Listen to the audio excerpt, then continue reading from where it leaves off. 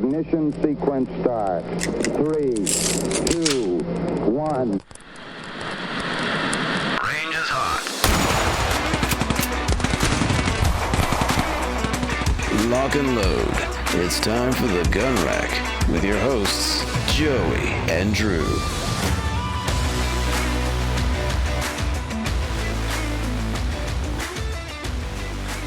Hello, everyone, and welcome to the Gun Rack's Sonoran Desert Institute School of Firearms Technology's official podcast. I'm Josiah Upper. Folks call me Joey, and today we have one.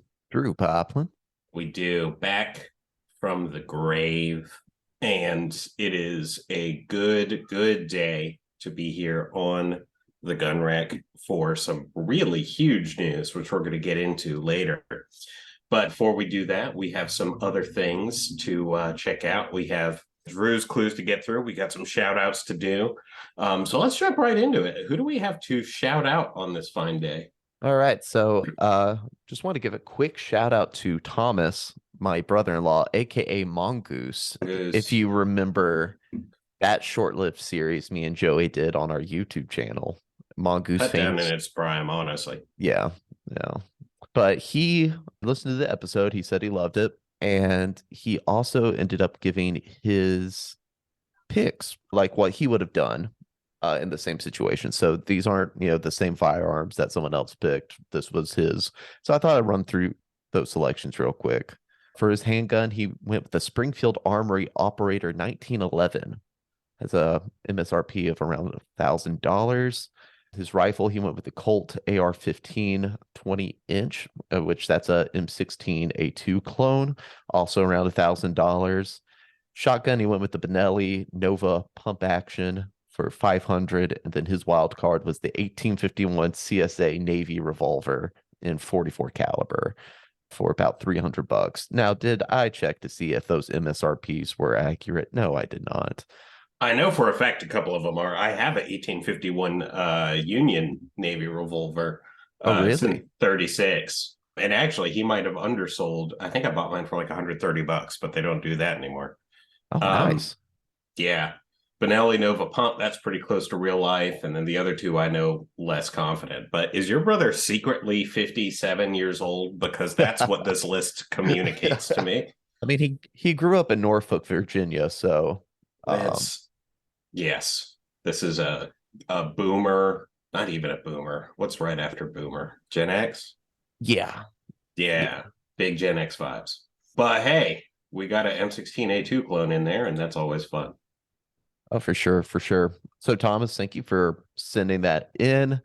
We always love hearing from you, buddy. To our Gun Rack Mafia, if you want to sit in your picks too, we'd love to go over those. If we got enough, we'll almost do like a part 2 to the draft. Oh, gosh, that'd be so fun. Yes.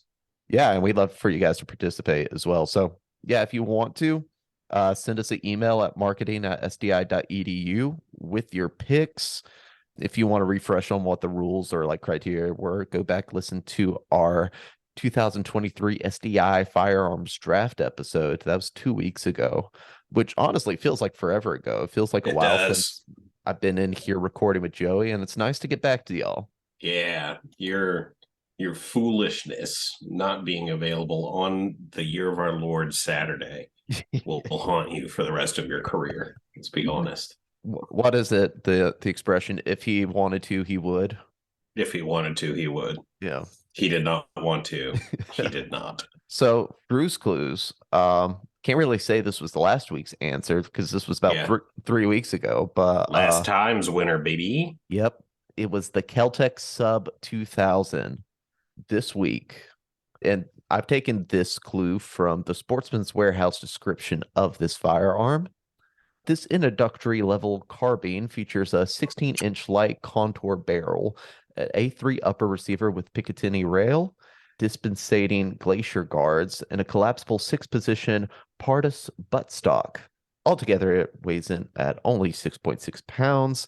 The flat top A3 upper allows the shooter to mount the optic of their choice on the Picatinny rail. The 16-inch barrel, although light, provides plenty of velocity for most sporting and tactical applications. The Pardus stock makes this carbine comfortable for any shooter, and it fires 30+1 in 5.56 NATO. Oh, baby. If you don't know it, you're dead to all of us with those very, very straightforward and not at all confusing clues. I'll throw another one in there. And this one probably will give it away if you're listening closely. But think about my favorite NFL team. That should put you on the right track. Damn. I know there was a Buccaneers rifle. You know what, Joey Upper? Did you watch the NFL schedule release videos that were put out last night? I actually wanted to talk about that on the pod. Oh, let's go right now. Well, once again, the Chargers, they did for the second year of the road, they did like an anime show intro for theirs, filled with like a bunch of like inside jokes and Easter eggs. A bunch of shade was thrown. They commented on was it Jameson Williams for the or like a bunch of players for the Lions getting caught in a betting. Did they really? Yeah. Oh my gosh.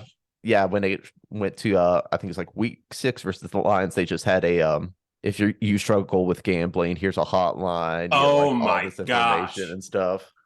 Honestly, like it's one of those videos you sit down and you end up like having to like freeze frames to like dissect all the stuff they had. They had a QR code for the Raiders. I heard about that. And if you followed the QR code, it's a real QR code. And if you followed it, it just took you to a Google search for how to find a job. Yeah. Freaking got them. Yeah. So they did a great one. The Titans was interesting this year. Titans was the best one, I think. Well, what's interesting is they had like a high production value one. They brought in like celebrity cameos and like former players for it. And I think it had 60,000 less views than the goated one. Yeah. So good. They walked up and down Broadway Street. Yeah. In Nashville, Tennessee, where they're based, and asked people that don't know anything about football to look at the logos of football teams and then tell them where they're from and what the team is. And none of them were correct. Most of them, at one point, the Titans production staff got told the Jacksonville Jaguars do not exist. Looking at their logo. That's Chester Cheetah. Yeah. There was Chester Cheetah. There was the North Carolina Tigers, the Texans, the Bull Patriots, which wasn't even the New England Patriots. It was an entirely different logo. I can't remember. It was the Boston Bengals for Cincinnati, which was actually kind of close. They called the Steelers the Stars. They did call the Steelers Stars. They called them the 49ers 69er Stars. Oh, yes. Which based. Love it. Yeah. It was also pretty confusing because if I'm not mistaken, the actual Steelers logo has the word Steelers in it, but yeah, it's literally there. They might have removed it. I don't know, but I feel like it was still there. Yeah. I choose to believe it was there. The St. Louis Rams made an appearance, except it was for the New Orleans Saints.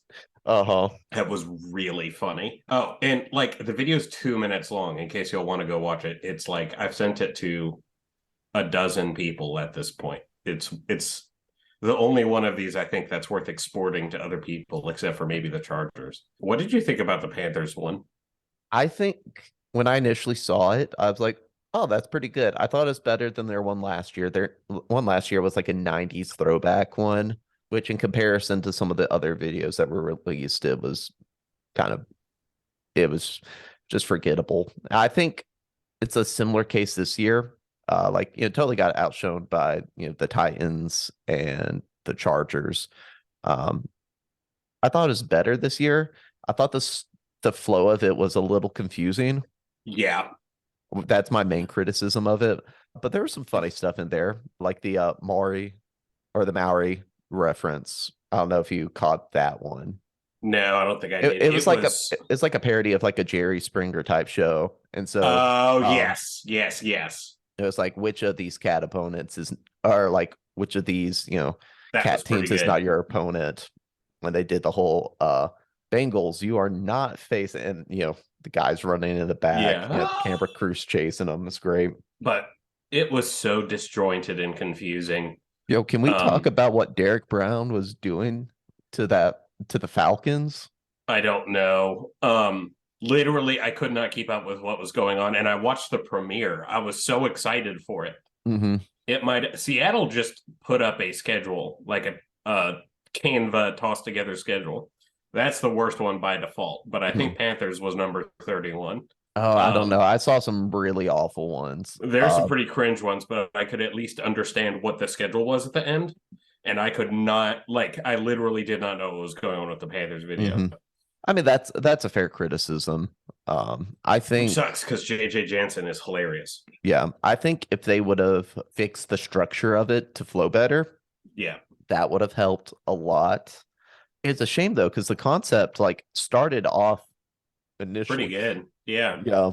I like Bryce that they Young's still wearing his hat. It's pretty funny. Well, I like that it looked like it was green screened. Like they got him those few days he was in Charlotte after the draft. And they're like, hey, just record this. Well, if you look at it, I'm almost 90% sure it was green screened. That's pretty funny. That does make that a little better. Yeah. But overall, again, Chargers, Titans, as marketing guys, we want to give a shout out to, the people that do a good job with social media marketing. Yeah. Titans one is just it cost no money. It just took a couple people with goblin brains and enough. I assumed that they had to ask quite a few people to get really stupid answers. Mm-hmm. So just spending a day asking 20 people the same question, waiting for one of them to pop off that's inspired. Yes. And just in general, I like seeing that meme culture has started to penetrate some of these. It's definitely into the mainstream. Yeah. I mean, if you want a good example, the Bills' social media, Joey, I know you don't have TikTok. Their TikTok is unhinged. Really? We're talking the most deep fried, dank memes possible.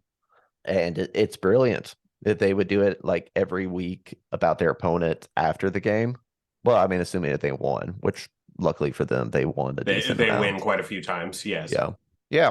So they also got someone to say D's nuts in their reveal video. That was the Lions. It was both. Oh, really? Yeah. That was the honorable mention. The Lions doing an AI chat video. That's my favorite meme template right now, and that made me pretty happy. That was it was Dan Campbell and Brad Holmes, right? Yeah. And Jared Goff briefly. Mm-hmm. But that's another one. Costs no money to do. They just goof around for a while. So good. Anyway, so yeah, if you have missed that and you were interested, go check some of those out. We got some other big news that we really want to talk about. Most important one of those is going to be the news of the Sonoran Desert Institute. I just said the. Ooh. I know. We're at the level of Miami, Florida, and Ohio State. Ooh. The Sonoran Desert Institute. Yes, except Jennifer hates it when we do that. Sonoran Desert Institute is an online school that helps students learn the skills and techniques they'll need to be successful in firearms and unmanned technology industries. SDI is accredited by the Distance Education Accrediting Commission, DEAC. Currently, we offer 2 programs in firearms technology, the Associates of Science in Firearms Technology and Certificate in Firearms Technology Gunsmithing. Yeah, if you want to check out Sonoran Desert Institute, hop on to sdi.edu to learn more. It's a wonderful place to be. Mm-hmm. Absolutely.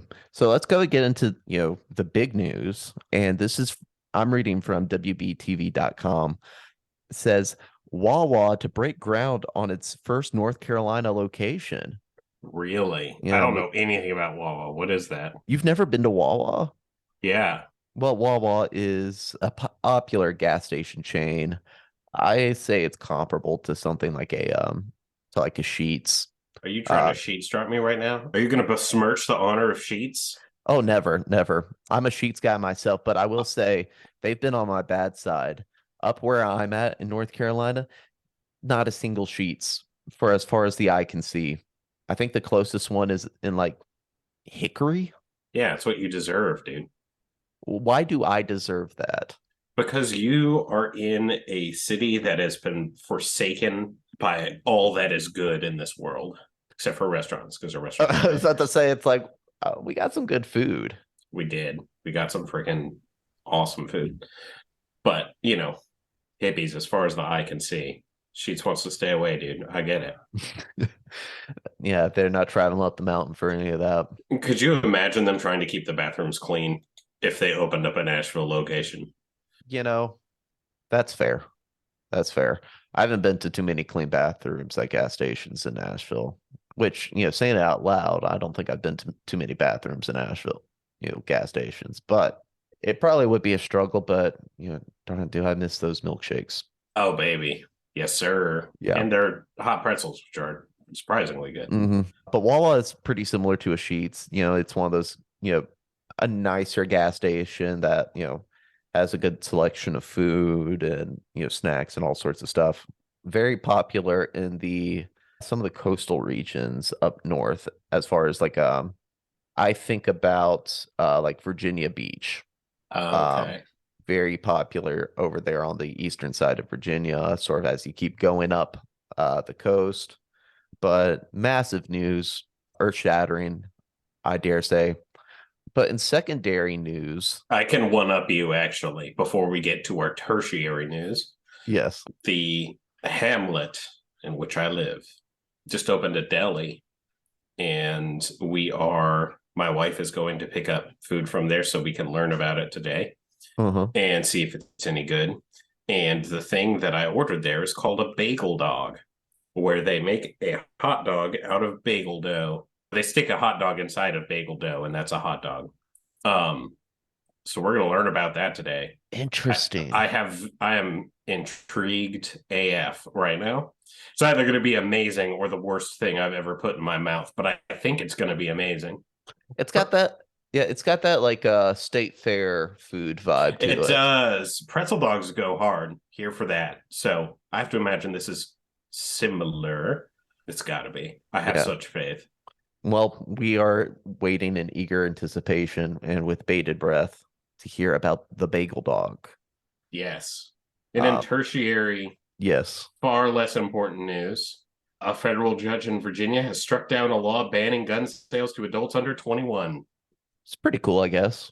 That is huge. Now we get to play the podcast game where we're accredited by a school, or we are an accredited school. So I get to play the let's not make this a very, very politically charged thing political. But I'm just going to report this news to you because it's huge, and I'll let the implications live with you guys. So here's what we got. This is from, I'm going to be kind of bouncing between the three sources. We got the Arkansas Democrat Gazette. We got U.S. News and World Report, who apparently could only find it in themselves to display air pistols for their cover photo for that. And then Fox News, which if I had actually realized it was Fox News, probably wouldn't have clicked on it. Tried to keep away from the partisan ones for this kind of thing. Anyway, a federal judge in Virginia has ruled that a law banning a licensed federal firearms dealer that keeps them from selling handguns to young adults between 18 and 21 is a violation of the Second Amendment. Hold on. There's a quote to it. See if I can find it. Yes. All right. U.S. District Judge Robert Payne ruled, this is from U.S. News and World Report, in a 71-page opinion that the interlocking collection of federal law and regulations that bar the sale of handguns to those aged 18, 19, or 20 runs afoul of the Second Amendment right to bear arms. If the court were to exclude 18 to 21-year-olds from the Second Amendment's protection, it would impose limitations on the Second Amendment that do not exist in other constitutional guarantees, Payne wrote. Justice Department, according to U.S. News and World Report, is expected to appeal that decision and file for a stay that would block Payne's ruling from immediately taking effect, which basically means this is going to get tossed into litigation for a long time. And I mean, honestly, you kick this thing up to the Supreme Court, it's game over. That's a very pro 2A court right now. So right now, the game has kind of been, for most places, I think, if you're 18 to 20, you could possess a handgun, but you could not purchase one from an FFL. That is my understanding. And U.S. News and World Report claims that legal adults under the age of 21 could, under longstanding law, have a parent purchase a weapon from them, or could buy a handgun from a private dealer, just not a federally licensed dealer. If any of you have read a book at any point in your lives, you know that a private dealer is not a thing. Federal firearms license holder is a privately owned entity, and that is a private dealer. I think what they mean is a private seller, but I know that, that's just not something that people do. So thanks, U.S. News and World Report, for comically shoddy reporting there. Let's see. Okay. Not super surprisingly, this is still according to U.S. News and World Report. Gun violence prevention groups filed briefs supporting the existing laws around age limits. Everytown Law, an offshoot for Everytown for Gun Safety, was one of those groups. And a statement released by one of their personnel, Janet Carter, said not only are guns the leading cause for U.S. kids and teens, but research shows that 18 to 20-year-olds commit gun homicides at triple the rate of adults 21 years and older. The federal law prohibiting federally licensed firearms dealers from selling handguns to individuals under the age of 21 is not just an essential tool for preventing gun violence, it's also entirely constitutional. The court's ruling will undoubtedly put lives at risk. It must be reversed. So I will refrain from adding too much commentary on something so comically stupid. But here we go. Wanted to give basically one of two. So the lawsuit here, this is now according to Fox, said that the class action lawsuit was brought by John Corey Frazier, age 20, and other plaintiffs who said the Gun Control Act of 1968 and subsequent regulations from the Bureau of Alcohol, Tobacco, Firearms, and Explosives were unconstitutional because they excluded all adults under 21 from exercising the right to keep and bear arms. Frazier, 20, had attempted to purchase a Glock 19X handgun from a licensed dealer, but was turned away. That's a direct quote, by the way, that preceding paragraph. Elliot Harding, who was an attorney representing Frazier, said that even though it ensures that future buyers can now purchase these firearms in the federal system, one that includes background checks and other requirements, we expect the defendants will appeal. Harding said that 18 to 20-year-olds are currently allowed to buy handguns from private sellers, calling it a loophole that is completely unregulated. That's a direct quote, but from Fox, and then back to him, this allows them to go in and buy a registered firearm direct from a manufacturer, but they'll also go through background checks.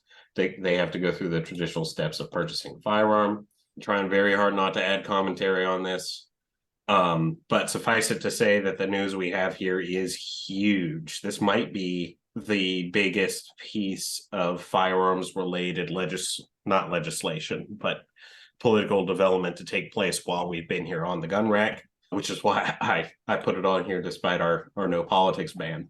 This is very interesting stuff.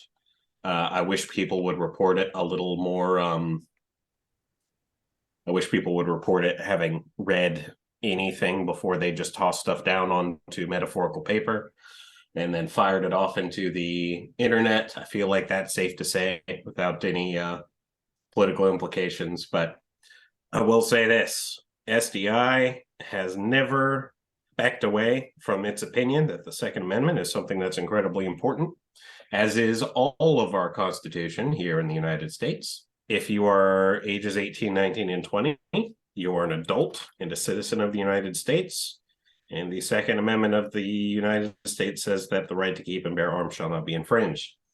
That's not an opinion. Those are just some things that are true. Yeah, I think if you want, I know Langley's probably going to be putting out a fire video here any moment. Oh gosh, 100%. Definitely head over to Langley Outdoors YouTube channel pronto if you want to get his thoughts on it. And again, our hands are somewhat tied at this moment with this podcast. And totally unrelated news. I found an article from legalexplanations.com about what can you legally do at 18.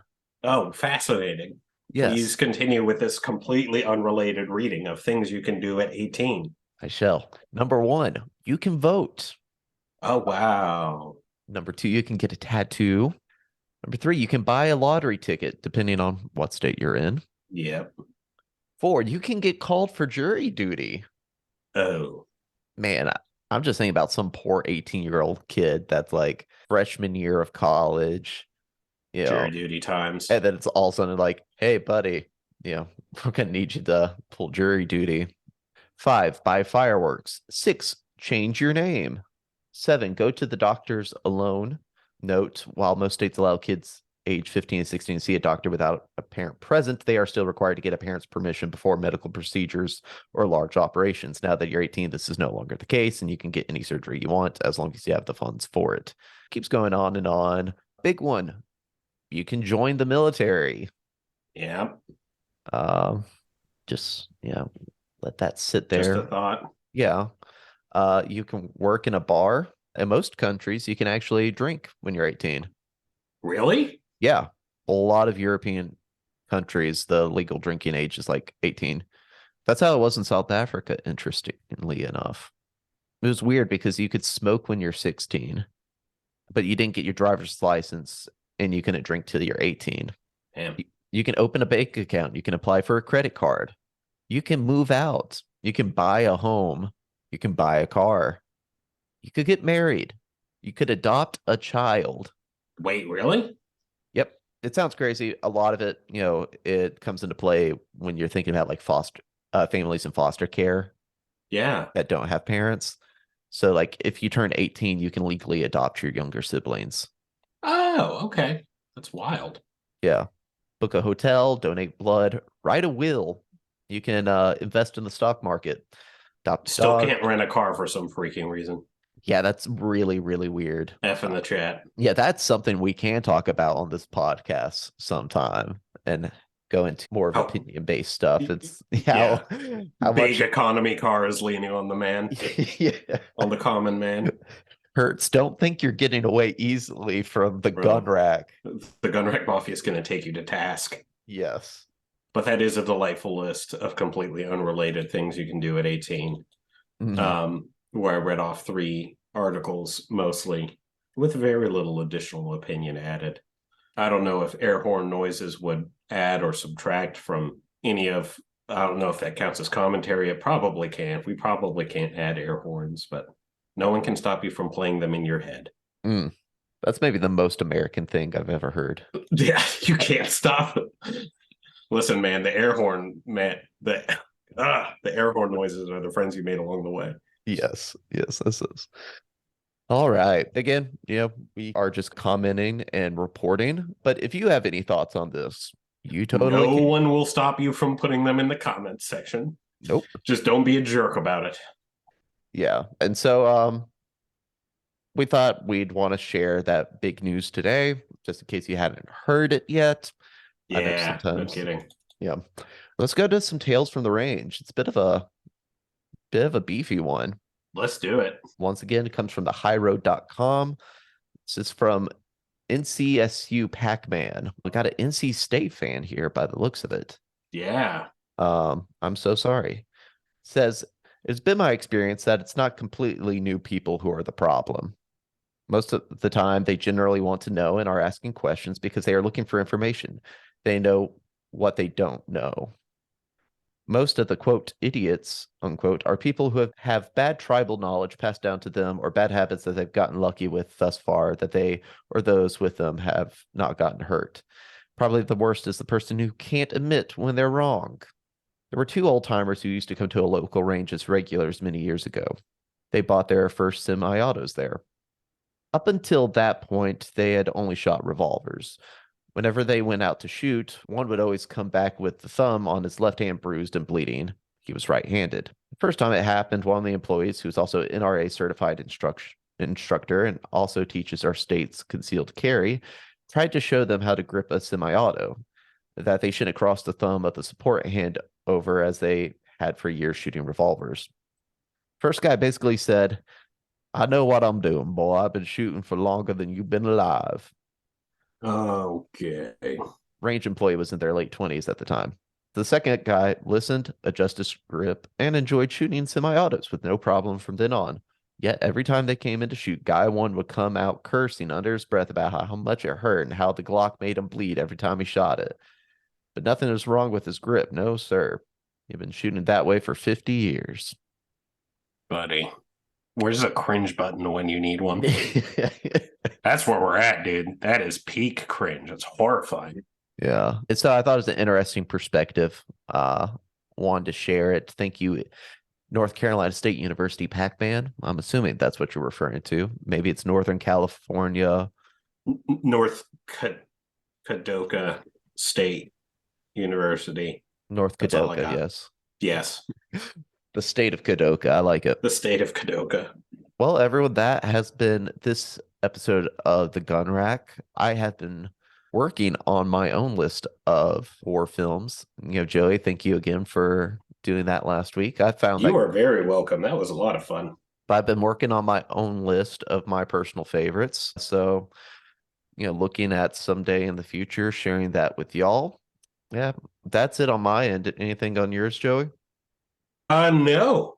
Guys, have an excellent weekend.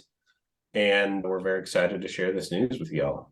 All right. So until next time, this has been The Gun Rack. Have fun, stay safe out there, and we will see you at the range. See you at the range. Sonoran Desert Institute is an online school accredited by the DEAC. It is headquartered at 1555 West University Drive in Tempe, Arizona. For more information about how you can craft your firearms future, visit sdi.edu.